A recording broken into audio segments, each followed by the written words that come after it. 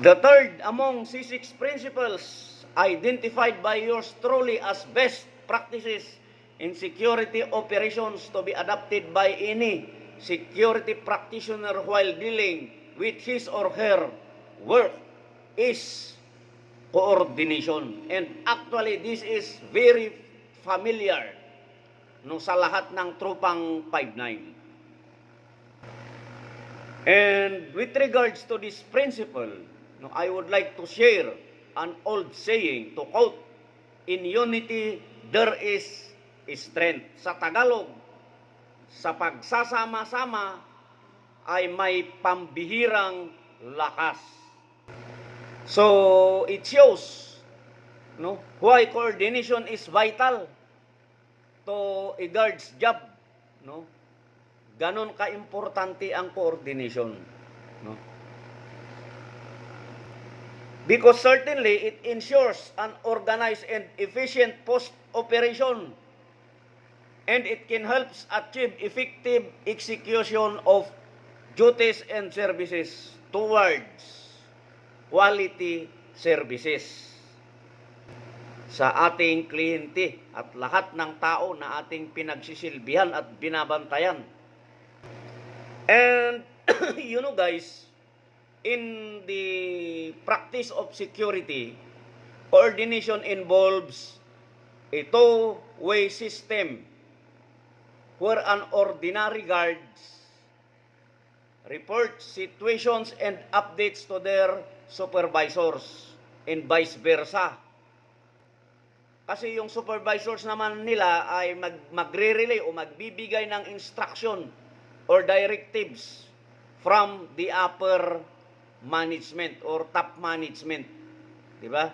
Siya yung nagsisilbing taga-relay, taga-supervise ng lahat ng uri ng trabaho na galing sa upper management. In other words, coordination is a cycle of information sharing among guards within a post that needs to swift, efficient, and orderly work results.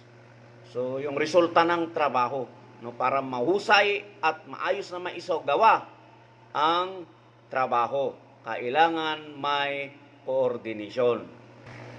Ang malinaw na halimbawa dito is yung larong basketball na kung saan ang mga players ay may kanya-kanyang pwesto, 1, 2, 3, 4, 5. Diba? Center, power forward, diba? Small forward, guard, diba? May kanya-kanya sila pero iisa ang kanilang layunin, manalo. Diba? Kanya-kanyang role, kaya kailangan ang coordination. Kasi pag walang coordination sa bawat player, magulo ang sistema, madaling matalo. Yan. So, sa mga biyahero naman, example sa mga biyahero, di ba? Papunta sila ng Cavite. Halimbawa, may misyon doon sa Cavite. Bawat isa, di ba? Sumakay sa kanya-kanya, di ba? Kanya-kanyang diskarte. May sumakay sa bus, may sumakay sa jeep, may sumakay sa LRT, MRT, But same destination. Meron silang iisang objective.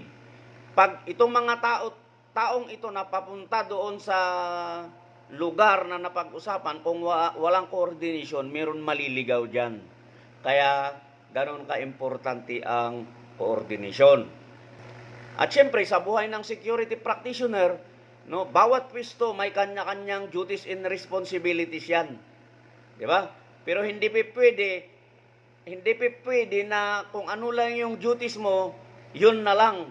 Or habang nag-implement ka ng duty mo, ay sinusulo mo. Mali yun, di ba? Kasi kailangan interconnected, ang bawat post duties and responsibilities. Kailangan ang coordination yan para maisagawa mo yung trabaho mo ng maayos at mahusay. So, ganun, kasimple, para intindihin natin, ang coordination sa buhay ng isang security practitioner.